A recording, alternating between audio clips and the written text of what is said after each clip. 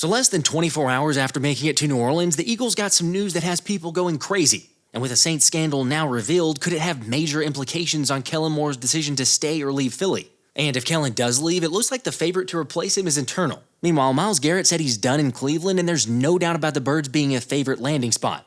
So let's talk about Howie Roseman being obsessed, why he's planning for the future, and just how much it might take to make this blockbuster trade happen. Plus the reason you should be confident in a few changes on offense and everything else from Super Bowl week. But first, let's run it.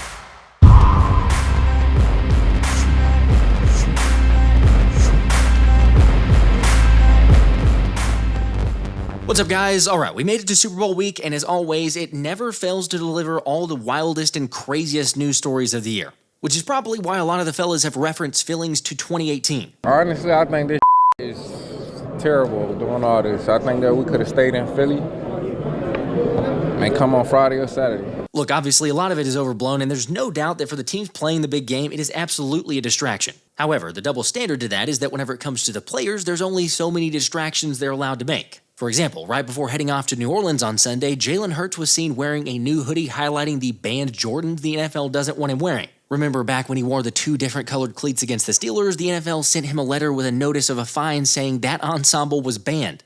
You think football is still fun? Okay, so the Jordan brand did end up responding to say they would pay the fines and even made a pretty dope commercial that has Jalen in it. Because after all, you can't ban greatness, and essentially encouraged Jalen to not hang him up either. Which on that topic, Eagles right tackle Lane Johnson was asked about his future plans ahead of the Super Bowl, and there's no question in his mind at all. No, I'm definitely not retiring after this game, win or lose.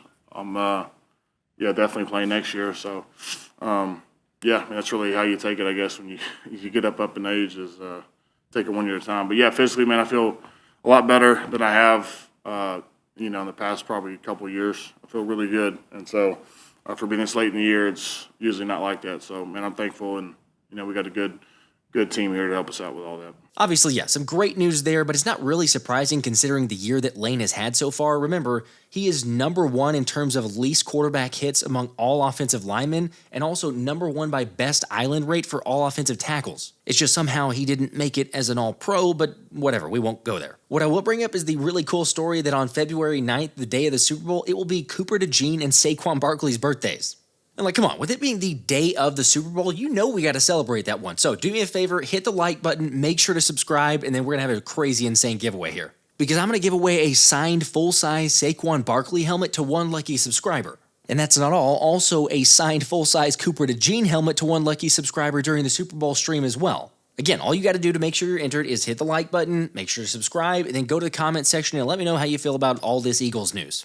Alright, back to the news at hand, and honestly, probably the biggest news story coming out of New Orleans this week. After the Associated Press dropped a bombshell of emails detailing the Saints assisting the New Orleans Archdiocese in a sexual abuse scandal. Now, I'm not going to get into all the details, but I got a link in the description if you want to check out the full story. What I will share is that the key moments the article revealed are that the Saints executives being heavily involved in the church's damage control and work to keep any of the records out of public view. Along with the team president Dennis Lauscha drafting more than a dozen questions that the Archbishop should be prepared to answer as he faced reporters, and that the emails later obtained by the AP sharply undercut assurances the Saints gave fans about public relations guidance only being minimal assistance to the church. Because it turns out that the Saints went all the way to court to try to keep their emails from being public. And it didn't work because eventually they were released, and House of Representatives-elect Mandy Landry called out the team for going to such great lengths to protect grown men who were guilty of horrendous acts against children.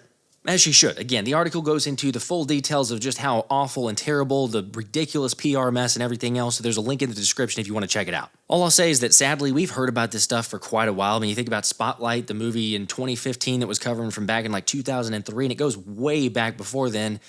Hopefully this shines a light, and maybe moving forward here can have some positive from it, but again, it's just ridiculous. Of course, when it comes to the impact on the Eagles organization, I think it's very significant.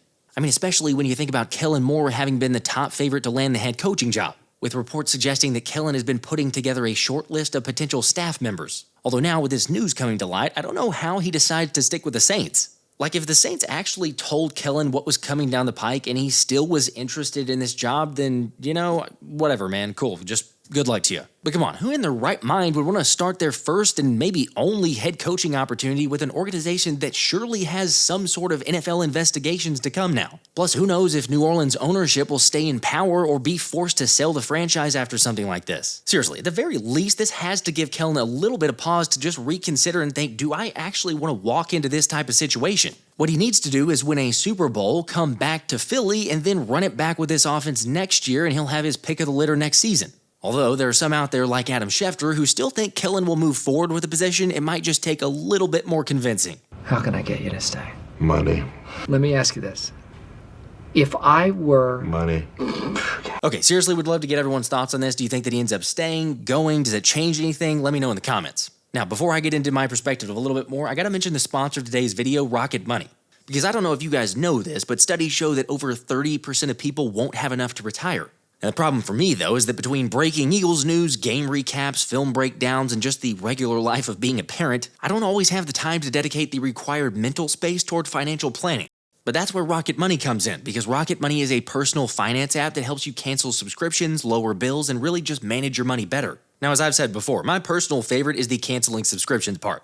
I mean, I can't tell you how many times I sign up for a free subscription and then forget to go back and cancel or even remember I got it. But thankfully, Rocket Money safely and securely identifies recurring charges and cancels unwanted subscriptions for me. You can even cancel from within the app within just a couple taps. No need to worry about customer service calls or that incredibly hard to find cancellation link. Rocket Money has helped save members up to $740 a year with over 500 million in canceled subscriptions. Plus, they'll even give you a breakdown of your finances to see where your money is going and how you can improve it, while also learning your habits and automatically saving money at the right time to help avoid overdraft fees. So go ahead, get the app by scanning the QR code and start saving your time and money. Take control of your finances today by going to rocketmoney.com/Philly special or just click the link in the description to get started for free.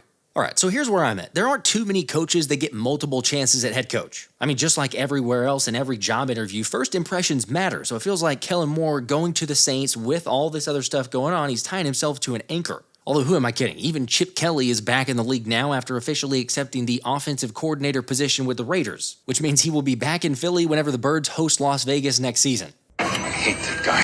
I think we're all in the same boat there. However, if he was able to get another gig with the 49ers after the Eagles won, then I suppose Kellen could possibly get another shot even if the Saints job ended in a disaster. Still, the most important task on hand for Philly right now is obviously the Super Bowl prep, and even though we're concerned about this, I know it's the big media speculation, all that, the players have refuted any distractions or anything about that with Kellen, along with Lane Johnson offering some optimism around what Sirianni and others learned from the last Super Bowl. Well, I guess you get a little bit more time, so I mean, usually we're in there trying to use the restroom and eat a banana and take a few coaching points, but yeah, you will have a little bit longer to adjust. And we did do that last game. I felt like we had a complete meltdown second half last Super Bowl. So, yeah, I mean, like anything, we can game plan, all we want, but it's really how we adjust between each series and really the halftime. So us having a little bit more time to do that would be awesome. That's something I hadn't actually thought about too much, but it makes a whole lot of sense. I mean, it's not like the Eagles' offense was bad in the second half of Super Bowl 57. Yet to give up a 10-point lead with the way both sides were playing certainly speaks to adjustments or the lack of adjustments 2 years ago. And let's not forget that Sirianni said he's got multiple tricks up his sleeve for things he'll be changing this time. So it makes you wonder if this is part of what he was talking about. Now, even though Sirianni and the coaches are solely focused on the task at hand, or at least, hopefully they are, Howie Roseman does not have that luxury, nor really should he. With the GOAT admitting he's already got a list of ideal candidates for various coaching positions if Kellen or others were to leave. So there you go. I mean, good news on that, at least at first glance. Except when it comes to who might replace Kellen Moore, it's fair to say that's being met with a lot of criticism based on what Mike Garafolo told Anthony Gargano. Kevin Patullo is a strong candidate, and he's part of the game planning and play calling process. Each game they talk to each other, and so I think that's going to be a strong possibility. Patullo's been the constant over the last three coordinators, and he's been part of the process, and he helped when Kellen Moore came here. He helped mesh the systems, be the bridge, and get everybody on the same page. So if it winds up being Patullo, I think that'll be a good job. And I think Patullo, I know Patullo is involved in a lot of he's got associate head coach title. And so a lot of the stuff that Nick asks of him is sort of vice head coach type stuff. So if he becomes effective as an offensive coordinator, because he should have been in the running for some jobs already, head coaching jobs, but the way that the league looks at it, you have to be a coordinator so if he winds up getting in that role and then putting himself, I think he's got a wealth of experience having been this associate head coach for Nick Sirianni. Not gonna lie, but just watching that gives me PTSD. Look, Patullo might end up being a good offensive coordinator, it's just that he's never really been one or called plays much. And I think we all know this, but just because he'd be Sirianni's pick does not necessarily mean that's a good thing. Heck, we all remember how the season went with Brian Johnson as the OC, or aka Nick Sirianni's offense. Plus, Patullo is the passing game coordinator as it is, with the Eagles ranking 14th in that area to begin with. Again, he might not be the worst choice, but myself and nearly 85% of you, according to a poll, are strongly opposed to Kevin Patullo being the OC. Still, you're right. Yes, I'm going to trust Howie, and he definitely deserves that credit and that trust to be able to say, hey, he's going to make the right move. But I am curious, for those of you in support, the 15-ish% of Kevin Patullo, why is that? Just let me know in the comments. Granted, when it comes to potential moves, the biggest one might involve Myles Garrett, since the All-Pro defensive end officially requested a trade, citing that he appreciates Cleveland, but his ultimate goal is to win a championship and go to an organization that can get it done. And let's just say Philly has a better chance at signing him than you might think. What's happening?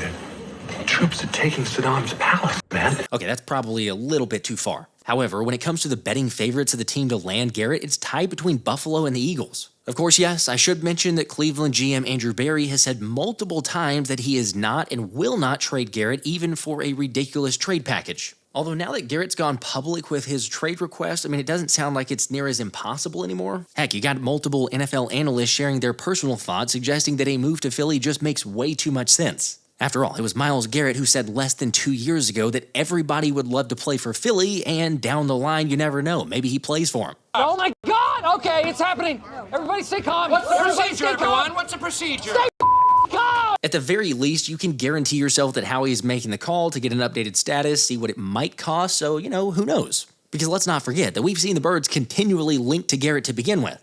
Plus, Howie has a good relationship with Barry from his previous time in Philly. It's really just the ultimate question of how much do you give up for Myles Garrett? Like, you guys let me know what you think about Anthony DeBona's suggestion of trading the Browns, Bryce Huff, and then 2 first-round picks, and then a 3rd-round pick for Myles Garrett. Man, the idea to combine Garrett with Jalen Carter, Nolan Smith, Jalix Hunt, Vic Fangio, that's insane, but am I crazy to think 2 first-round picks is a little bit too much? Seriously, if you were negotiating with Cleveland, what is the most that you would give up for Garrett? Granted, it's all hypothetical right now, but I'll have news all throughout the offseason, so make sure to subscribe and turn those notifications on so that you're alerted as soon as Howie scams the Browns out of their best player. Something just came across my desk, John. It is perhaps the best thing I've seen in the last 6 months. At this point, it probably works against Howie by how many times he's gotten the upper hand on a deal. Oh, one other thing I'll share, because I've seen it thrown out there multiple times, is comparable trades, because back in 2018 when the Bears got Khalil Mack, he was 27 years old and an absolute game wrecker. But Chicago had to end up giving away 2 first-round picks, a 3rd and a 6th-round pick,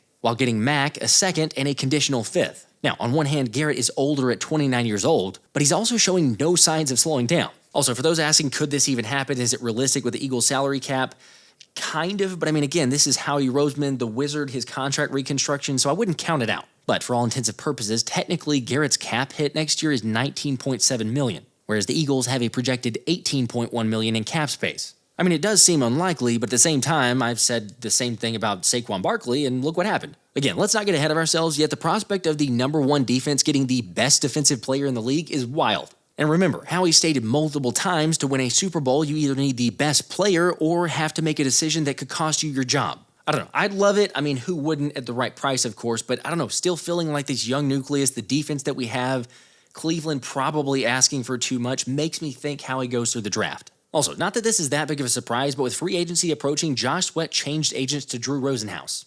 So when it comes to D-line depth, the Eagles will need to end up making a move, whether it's in free agency, the draft, or a trade. Anyway, you guys let me know your thoughts on this. Make sure to hit that like button, subscribe, because this week's giveaway, trust me, you do not want to miss. Until next time, this has been the Philly Special.